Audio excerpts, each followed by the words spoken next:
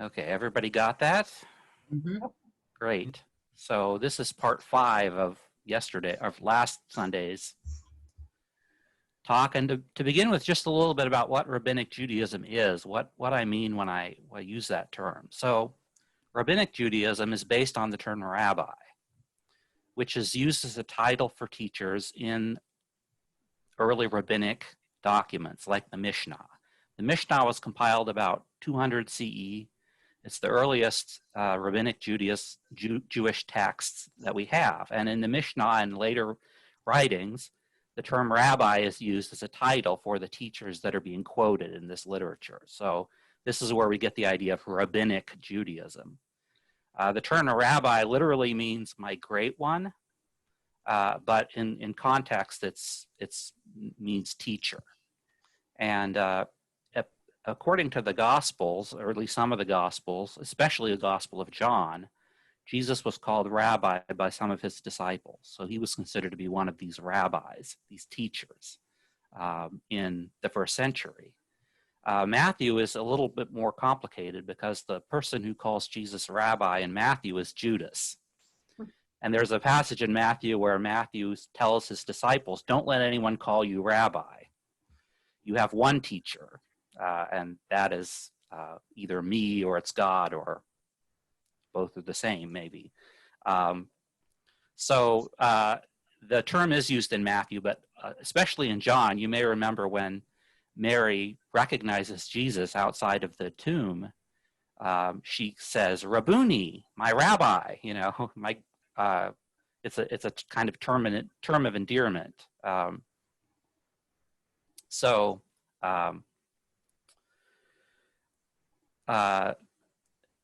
Rabbinic Judaism starts in the first century CE.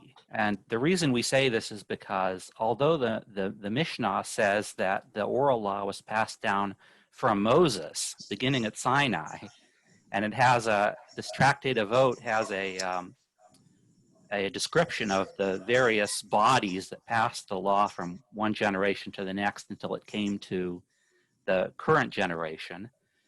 In the Mishnah, the rabbis that are being quoted are from the first century and later.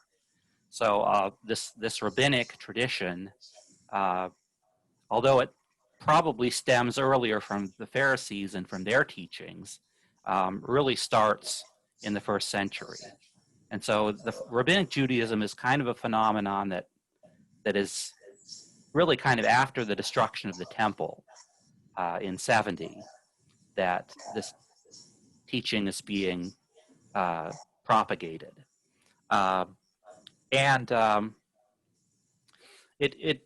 Many scholars think nowadays that rabbinic Judaism was not really a dominant form of Judaism until later centuries.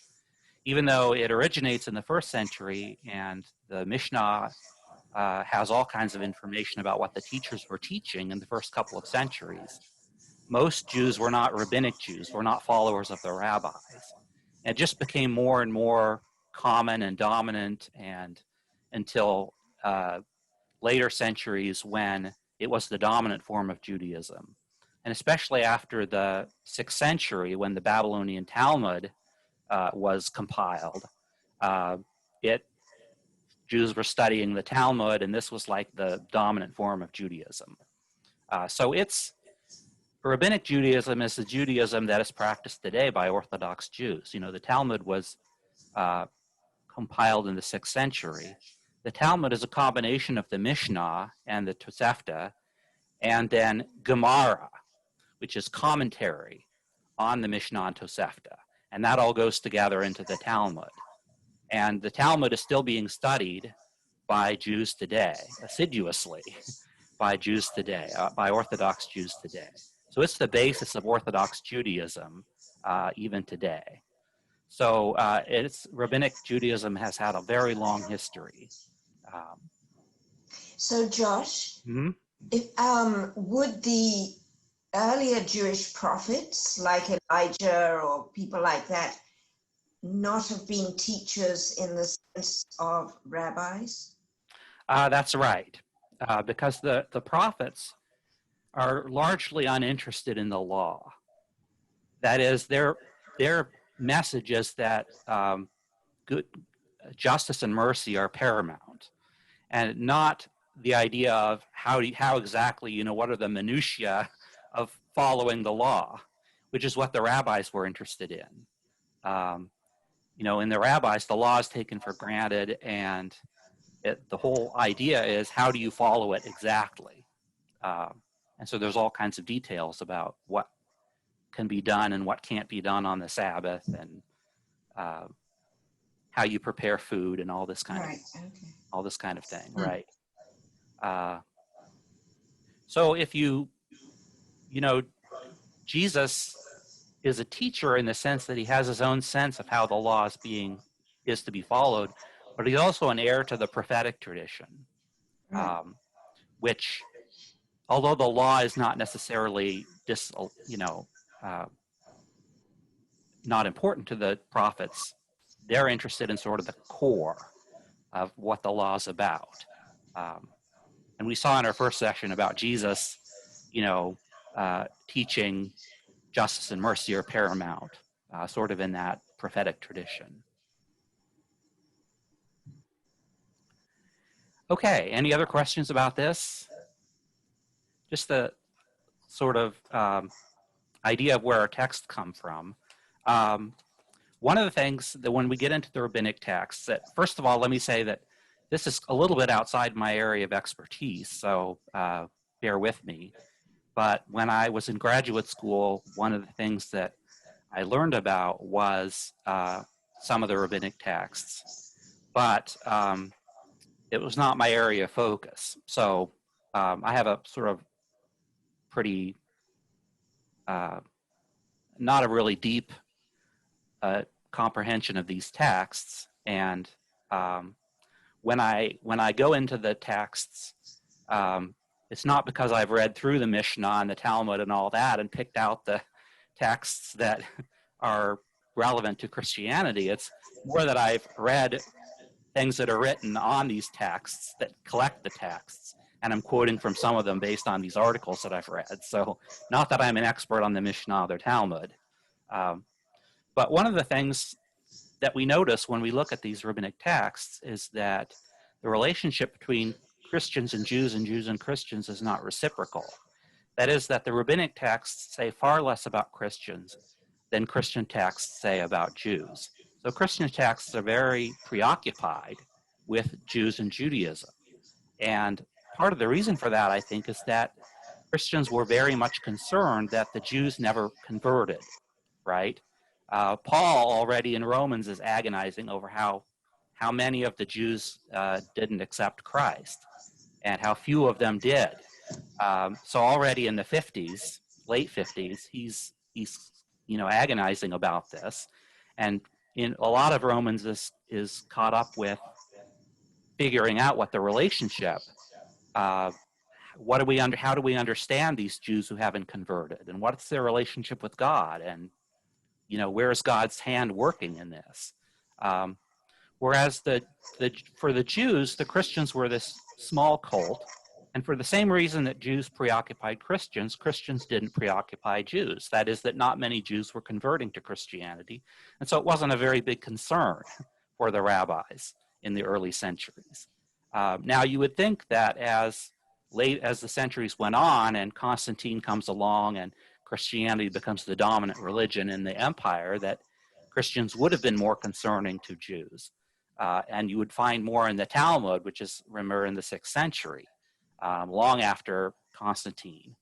And however, that's not really the case, because the later legislation is much more inward looking.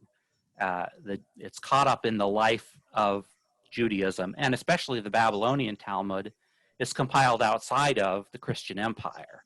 And so we have to really sift through the rabbinic texts to find information about Christians in them. And again, I haven't done this. I rely on other writers who are much more familiar with these texts than I am to do that for me. So beginning with the Tosefta, which was probably compiled sometime around 300, so maybe 100 years after the Mishnah.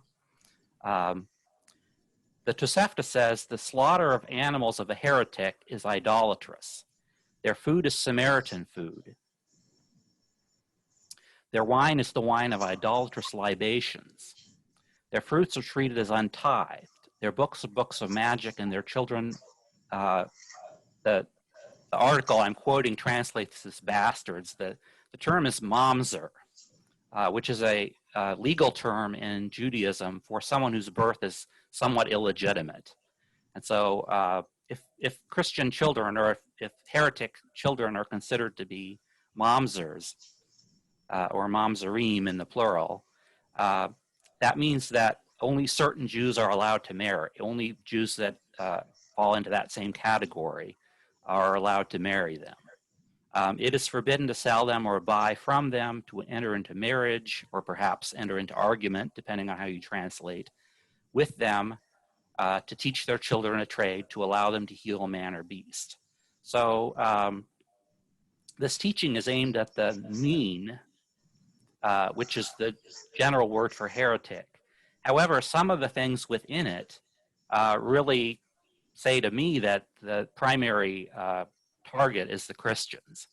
For one, the mention of books, their books. The New Testament was important to Christians. And for another thing, the idea of healing, to allow them to heal. Christians were known for their claims to powers of healing. And so this to me indicates that the Christians may be in mind here, even though they're not named specifically. So one thing that we get from this is that there is a felt need to legislate social separation and to delegitimize the opponent's Jewish practices. So their books are books of magic. Their wine is the wine of libations. That behind this may be more of a tolerant attitude that some people take towards these Christians, especially towards the ones who are Jewish and who are, kind of in the same communities as these Jewish teachers. And that the Jewish teachers have to reinforce this social separation by having this teaching and then eventually setting it down in the Tosefta.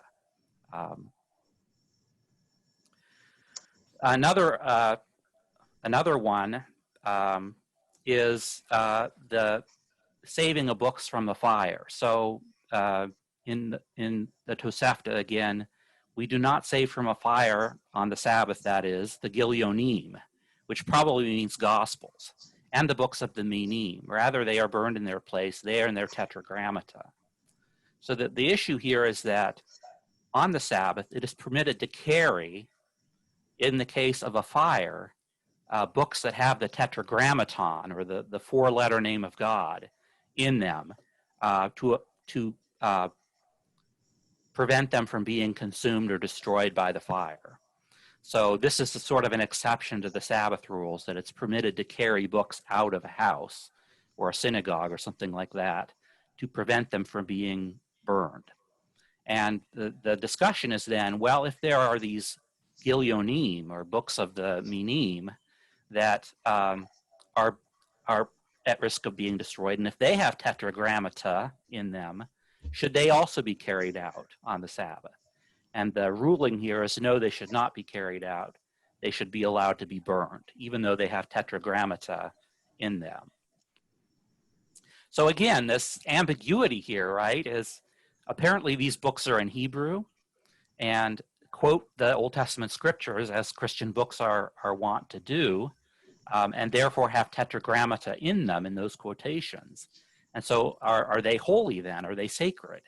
And the ruling here is no, but there's a discussion that has to happen over this. So the barriers or the boundaries between Christians and Jews are not entirely clear to everybody. Okay. My next exhibit here is from the Babylonian Talmud, which is the 6th century Talmud that contemporary Orthodox Judaism is based on. our rabbis taught the men of the stations in temple times assembled in their synagogues and observed 4 fasts on Monday, Tuesday, Wednesday, Thursday of that week. On Friday, that is to say that the stations are the various rotations of priests that would serve in the temple. And so when a priest would serve in the temple, they would fast the week before, the week before the Sabbath during their time of service. But on Friday, they did not fast out of respect for the Sabbath, and certainly not on the Sabbath. Why did they not fast on Sunday? Rabbi Yochanan said, on account of the Nasrim. The Nasrim or Notzrim are the Christians. You may remember the Didache that we looked at, this early Christian text that we looked at a couple weeks ago, saying we don't fast on certain days because that's the day the hypocrites fast. So we fast on these other days. Well, this is a same kind of thing, but coming from the other side, right? We don't fast on the first day of the week because that's the Christian special day. So we don't want to be confused with them or mixed in with them. And so we definitely do not fast on that day. This apparently goes back to the priestly courses before the destruction of the temple in 70, but probably not. It's probably not realistic. It's a third. Rabbi Yochanan is a 3rd century rabbi. But in any case, it seems as if in the 3rd century this prohibition was in place. Okay, and then the most famous one is the Birkat HaMinim, the blessing of the heretics.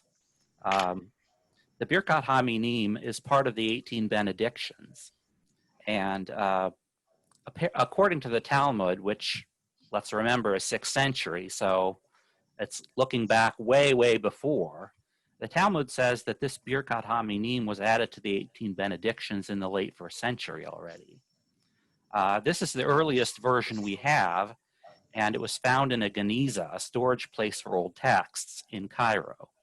So the 18 benedictions is a prayer that continues to be said up until the current day, and I'm not sure exactly what the wording of the Birkat HaMinim is, but it's not this.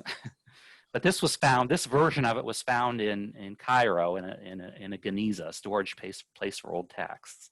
And it reads, for apostates or persecutors, let there be no hope.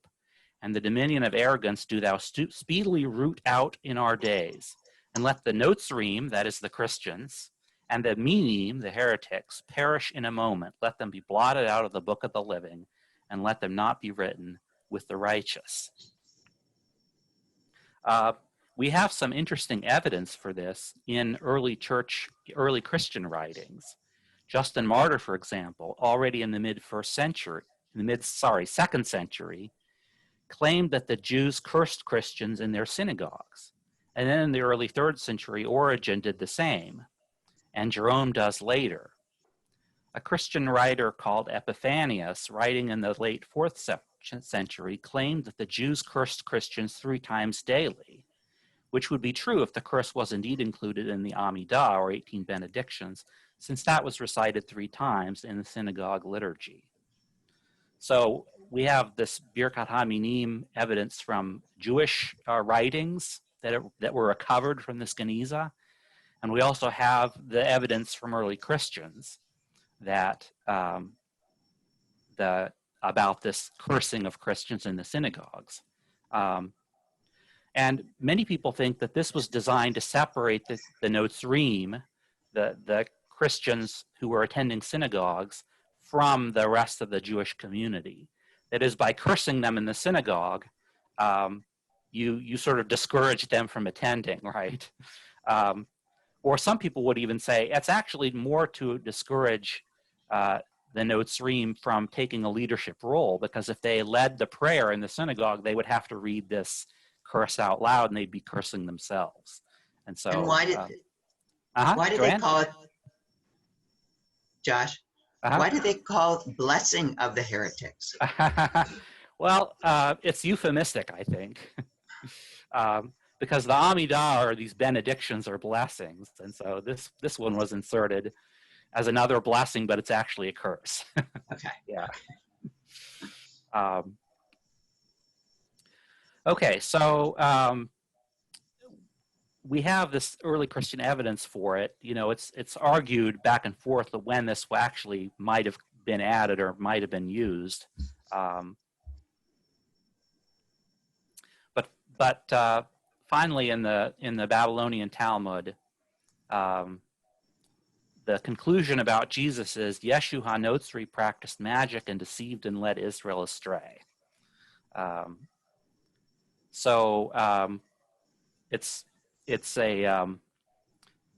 This saying is attached to a story that talks about Jesus setting up a brick and worshiping it. And when Jesus is mentioned in the Talmud, it often calls him Yeshu HaNotzri, which is from Jesus of Nazareth, right?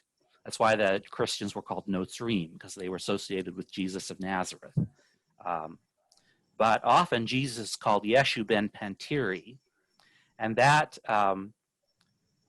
connects to a story that was told about Jesus, that he was actually the illegitimate son of a Roman centurion or a Roman soldier, I guess a Roman soldier, named Pantera. And so the rabbis sometimes call him Yeshu ben Pantiri, which is not a very respectful way of referring to him.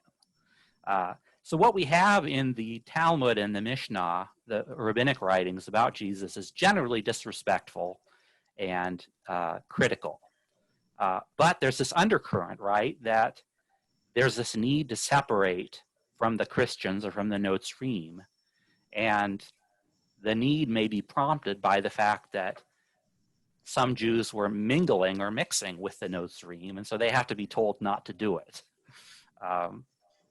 So the reality may have been slightly different than what the teachers want to portray or want to promote. Philip Alexander, one scholar who writes about these matters, concludes that the rabbis' direct contacts with Christianity were slight, their knowledge of the finer points of Christian doctrine slighter still. And this is especially true probably in Babylon, which is where the Babylonian Talmud, which is the Talmud most in use today, comes from. But Jews in the Roman Empire probably knew a little bit more about Christians, but not a whole lot, it appears. A couple things about these rabbinic writings just to remember. One is that the rabbis, remember I said, did not represent, or probably did not represent, the majority of Jews in the first few centuries of our era. It just happens that their literature survived because they did become the dominant voice. That's the case of Christian literature, right? That Christians were a tiny minority, but because Christians became dominant in the later Roman Empire, their literature survived down to our days, where other groups of people who are more in the majority, their literature hasn't survived because they didn't become the dominant. They didn't remain the dominant people. So we don't have some other Jewish literature that would be really nice to have. For example, we have diaspora literature from the centuries leading up to Christ, but we don't have anything from the Common Era. And so we don't really know very much. We have to rely on archaeological data to try to figure out how Jews in the diaspora were practicing their Judaism, how they were living, how they were interacting with Christians. We don't have the literature of the non-rabbinic Jews in Palestine, whatever it is they might have produced, the Jews that weren't following the rabbis in the early centuries. So we don't know how they were responding to Christianity. We just have this rabbinic literature because it's the rabbinic movement that became the dominant one and has survived to our day, and thus has preserved the teachings of the early rabbinic teachers down through the centuries. And even in the rabbinic movement, you know, the rabbinic literature is the prominent leaders and teachers. It's their ideas and their understanding and their teachings that's preserved, not ordinary Jews and what they were doing. We can kind of guess at some of that because we can look at what they were teaching and try to enforce and say, well, why were they needing to enforce this, right? So we can kind of have some guesses about that. The other thing that's interesting is Lawrence Schiffman, who's a very well-known scholar on the Dead Sea Scrolls and other literature, but also on rabbinic literature, argues that in the early centuries CE, it was impossible to lose one's status as a Jew as a result of one's beliefs or actions. So being a heretic, which Schiffman defines as having beliefs that differ from the established religion, or being an apostate, one whose actions are not consonant with the standards of behavior set by his religious group, did not make one not a Jew in the first centuries. You were a bad Jew. Maybe you weren't going to have a place in the world to come, but that didn't mean you weren't a Jew, that you were somehow not considered to be part of the Jewish people. And this would probably also go for the Christians, those Christians who were Jews as opposed to those who were Gentiles, that they were considered to be beyond the pale. They didn't have a place in life to come. But on the other hand, they weren't necessarily considered to be not Jews by or Jews in the first and second centuries. Now, again, this is an argument Schiffman makes that other people can disagree with, but I thought it was interesting when we talk about Christian identity versus Jewish identity. Josh, Okay. when he says people were denied a portion of the world to come, I didn't think that Jews believed in the world to come. Oh yes, very much so. Yeah. Was wrong on that. that. And that was the Pharisaic teaching. You know, the Pharisees differed from the Sadducees in that in the first century. That the Sadducees were teaching there was no afterlife, and the Pharisees believed in it. And that the Pharisees are kind of the ancestors or the precursors of the rabbinic movement. So the rabbis inherited that belief that there is a world to come, that the Messiah will usher in, and that those who are, you know, in the covenant will enjoy the world to come. Yeah. Josh, although you say that the Christians were not expelled from the Jewish people, they were barred from the synagogues and the temple sometimes, weren't they? Yes. We have evidence of that. It doesn't, but there seems sometimes, right, in some places. So as we go on, we'll see some more evidence that Christians were actually going to the synagogue. Just to give you an example, in the second century, Origen, a Christian teacher who lived in Alexandria and then Caesarea, in one of his sermons, he talks about people who are bringing things that they've learned in the synagogue into, you know, and saying, well, what about this? What about that? Right? So he complains about people who are double dipping in a sense, you know, who are attending the synagogue and hearing what the Jews have to say about a particular scripture, and then going to the Christian churches and bringing that information they've got from the synagogue into the discussions in the Christian churches. But Origen himself was very interested in Jewish interpretation. And he's one of the things he's famous for is creating this thing called the hexapla, which is it has 6 columns. The first one is the Hebrew text, and then it has various Greek translations so that you can compare across translations how the different translators translate the Hebrew into Greek. This was sort of a scholarly tool that he created. Unfortunately, it hasn't survived to our day in entirety, but it's, you know, he was clearly interested in the original Hebrew and seems to have interacted with Jewish teachers in terms of, you know, what they might say about some of these texts, the Old Testament, obviously, texts. So he's a complicated figure, but that's just, you know, one example, and I'll get into some more later of Christians apparently attending the synagogue. And so, there is evidence for Christians being banned from the synagogue or expelled from the synagogue. In the Gospel of John, for example, talks about Christians being expelled from the synagogue, but it seems to have been only in sometimes in places and not in others. And we don't have the complete picture because we're relying on whatever texts happen to have survived and what they say in their time and place about what was happening, or what they imply was happening. Okay, I want to talk a little bit about this crossovers.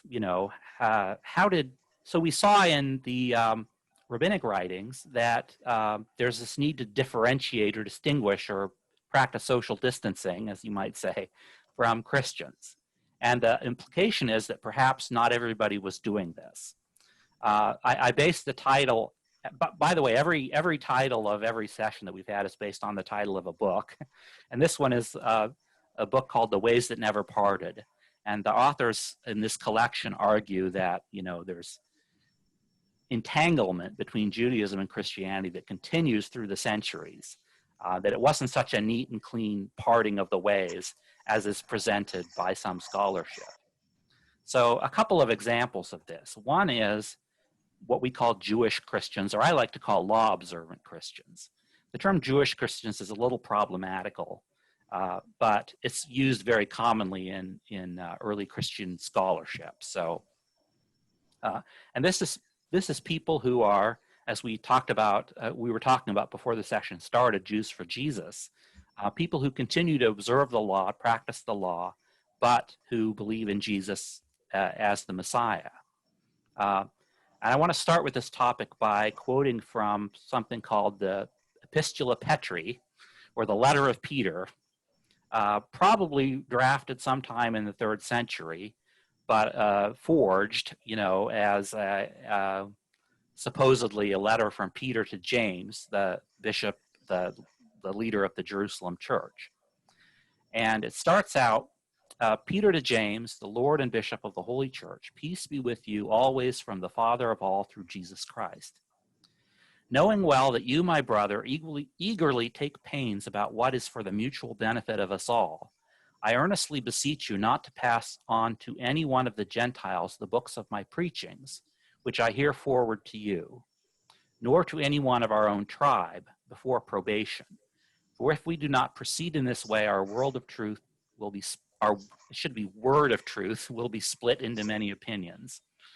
And then he goes on to say, this I do not know as a prophet, but I have already the beginning of the evil before me. For some among the Gentiles have rejected my lawful preaching and have preferred a lawless and absurd doctrine of the man who is my enemy.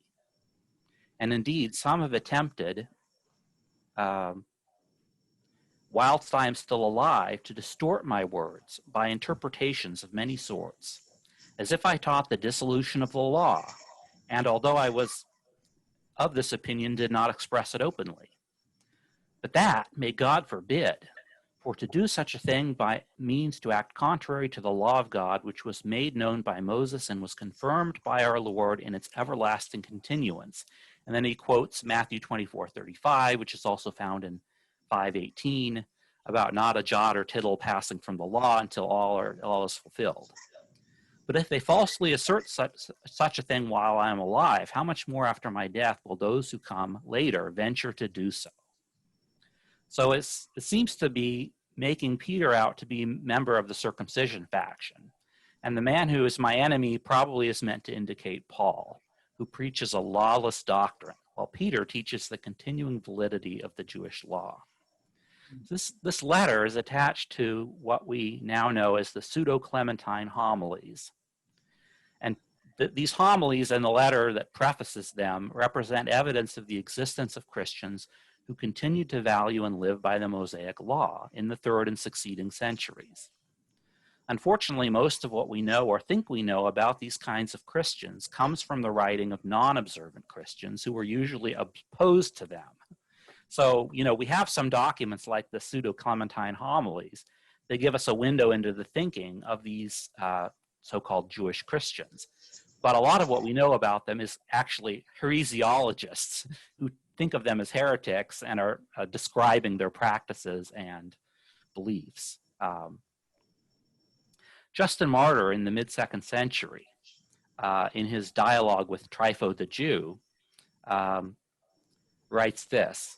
He asked Trypho, his Jewish interlocutor, say, if some even now wish to live in the observance of the institutions given by Moses, and yet believe in this Jesus who was crucified, recognizing him to be the Christ of God, and that it is given him to be absolute judge of all, and that is his everlasting, and that his is the everlasting kingdom, can they be saved? And Justin says in reply, in my opinion, Trypho, such a one will be saved, if he does not strive in every way to persuade other men, I mean those Gentiles who have been circumcised from error by Christ, to observe the same things as himself, telling them that they will not be saved unless they do. If they wish to observe such institutions as were given by Moses, along with their hope in Christ, yet choose to live with the Christians and the faithful, then I hold that we ought to join ourselves to such and associate with them in all things as kinsmen and brethren. So Justin takes a very positive stance towards these Christians. As long as they're not preaching circumcision to the uncircumcised, and as long as they're willing to associate with non-law observant Christians, then we should all be able to get along. We should see each other as part of the same family. This is pretty unusual in early Christian writings. The attitude that we get later on is a lot different. Justin also mentions perhaps Jewish Christians who don't hold Jesus to be divine, but who say that he was born of Mary and Joseph as ordinary human birth. And he disallows those kinds of Christians. So he seems to discriminate between two groups, fully Orthodox Jewish Christians and those who believe that Jesus was a mere man rather than pre-existent with God. So apparently there were some Jews who were attracted to Jesus as a teacher, but who did not go the full way of worshiping Jesus as God. Now, Origen in the 3rd century is not as sanguine about the status of these people that he calls Ebionites. Although they understand themselves to be Christians, Origen disputes it. And he lumps the Orthodox ones together with those who deny Jesus' supernatural birth. So he says, let it be admitted, moreover, that there are some who accept Jesus and who boast on that account of being Christians and yet would regulate their lives, like the Jewish multitude, in accordance with the Jewish law. And these are the twofold sect of the Ebionites, who either acknowledge with us that Jesus was born of a virgin, or deny this and maintain that he was begotten like other human beings. Ebionites probably comes from Hebrew Evion, which means poor or poor ones. So it may have been their self-designation as the poor or poor ones or humble ones or something like that, that's picked up by the Christians and used as a designation for these groups of people. And then finally we have Jerome writing in 404 CE to Augustine. He says, what shall I say of the Ebionites who claim to be Christians? Until now, a heresy is to be found in all parts of the East where Jews have their synagogues. It is called of the Manaeans. So min, that term for heretics, and cursed by Pharisees up till now. Usually they are called Nazareans. Again, remember Birkat HaMenim, cursing the Notzrim. They believe in Christ, the Son of God, born of Mary the Virgin, and they say about him that he suffered and rose again under Pontius Pilate, in whom also we believe. But since they want to be both Jews and Christians, they are neither Jews nor Christians. So Jerome, even those of these Ebionites who believe that in the virgin birth and that Christ was the Son of God and all that, since they're trying to be Jews and Christians, they're actually neither. So they're accepted in neither camp. Which means that these people who are trying to sort of like be between the two groups are rejected by both of them. Philip Alexander again writes that Jewish Christianity found itself caught between Scylla and Charybdis. The closer it moved to the Gentile churches, the less credible it would have become within the Jewish community. The more it emphasized its Jewishness, the more difficult would have become its relations with the Gentile churches. Jewish Christianity was finally destroyed between the upper and nether millstone of triumphant Gentile Christianity and triumphant rabbinism. Now, we don't really know a whole lot about what happened to Jewish Christianity, except we know that some versions of it are still around, right? There are still Jews for Jesus. There are people who try to practice or live both Judaism and Christianity in our day. So I think that Jewish Christianity was never really fully destroyed. The idea is always, a possibility for people. Another category, just briefly, I'll go through this, and then we'll have some time for discussion, that I want to touch on is Judaizing Christians. And these are Christians who are not really practicing Jews, but they are interested in things Jewish, maybe attend synagogue sometimes, associate with Jews. We know about these people from various Christian writings that protest against them. You remember Ignatius in the early first century already saying it's absurd to practice Judaism and claim to be a Christian, right? So he was already trying to separate and disavow this kind of attitude. In the early 5th century, John Chrysostom preached a series of, in the late 4th century, John Chrysostom preached a series of sermons in Antioch against the Jews. And what prompted these sermons was that he saw that members of his congregation were fraternizing with the Jews in Antioch, who were a large and flourishing community in Antioch. And so he's preached, "Another very serious illness bids me to speak in order to cure it. An illness which has sprung up in the body of the church. What's this disease? The festivals of the wretched and miserable Jews are about to approach thick and fast. The trumpets, the tabernacles, the fasts. Of the many in our ranks who go to watch the festivals, who say they think as we do, some will both join in the festivities and take part in the fasts. This bad habit I want to drive out of the church right now." So he goes on to say, "Because there are some people who consider that the synagogue is a holy place, it's imperative to say a few words to them too. What's the reason for revering that place when you should despise it, abominate it, and leap away from it? The law and the prophets, you say, are kept there. So what? Surely it's not the case that every place where such books are found will be holy." So apparently there are Christians who have a reverence for the synagogue building as a holy place. And he relates elsewhere in the sermon that he came across a Christian dragging another Christian into a synagogue to swear an oath, believing that the synagogue inspired more awe than the church building. And then another excerpt here. "So please avoid and leap away from their gatherings. The harm they do to your weaker brothers and sisters isn't to be taken lightly. The excuse they give to the Jews to act without sense is not to be taken lightly. For when they see that you, who worship the Christ they crucified, are reverently following their ritual, why wouldn't they believe that all the rituals they perform are the best and that ours are worthless, when after worshiping and paying honor at our mysteries, you run to the people who destroy them?" So it seems that some people are engaging in both the rights of the Christians and those of the Jews. And there's a lot of, we could use this sermon as an example of ancient Christian anti-Semitism. But what I really want to do with it, that would be interesting, but what I really want to bring out is sort of the behavior of the Christians in Chrysostom's congregation that he's opposing, that don't seem to have gotten the clue from Ignatius, right, and are still actively participating in Christian rites, but at the same time attracted to Jewish practices, fasting with them when they fast, going to their synagogues, seeing their synagogues as holy places, and so on and so forth.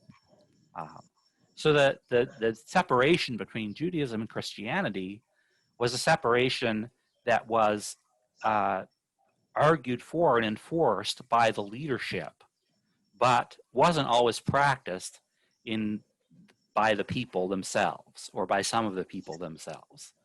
And so when we talk about the parting of the ways, we have to be careful of how Christianity and Judaism are represented as separate in the literature versus how they were perceived by the people who were practicing Christianity and Judaism at those times.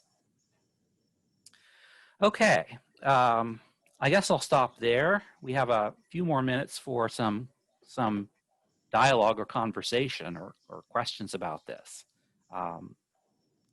Or if you'd like, I'll go on just to talk about today a little bit, and we can talk about that.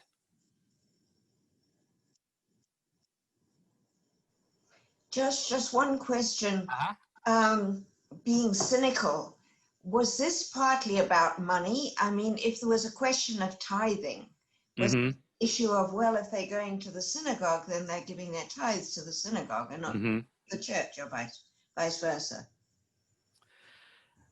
Yeah, it probably was. I'm not sure. I mean, that's just a guess, but it's about power, money. Yeah, probably some.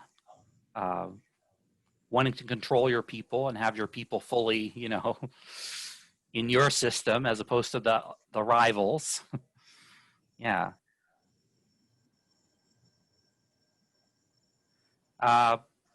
Okay, let's just talk a little bit about today. I want to give I'm not an expert on Christian and Jewish, dialogue today, but from my own perspective, I'll give you a little picture. In New Testament studies, the Holocaust was kind of a watershed, and that is that it made biblical scholars and historians of early Christianity more sensitive to issues of anti-Semitism, because once they saw what it could lead to, it woke people up in a sense. And so many of the biblical scholars and historians of early Christianity have become more interested in the Jewish context of the New Testament and early church, and have left behind the more derogatory attitude towards Jews and Judaism that was typical of early scholarship. So particularly the way that Judaism in the first century is perceived, earlier Christian scholarship tended to see it as sort of moribund and legalistic, and that whole idea has kind of been called into question by more recent scholarship and challenged. That Judaism is nowadays more frequently seen as having been very vibrant and alive in that time period. And it's not sort of stereotyped anymore as sort of dry and legalistic and unspiritual or anything like that.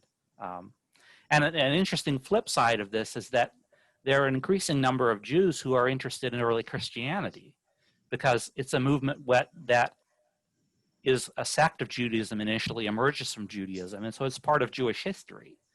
And so nowadays, when Jewish history is being written, early Christianity is included in that. It's seen as being a part of Jewish history and, the history of the Jewish people.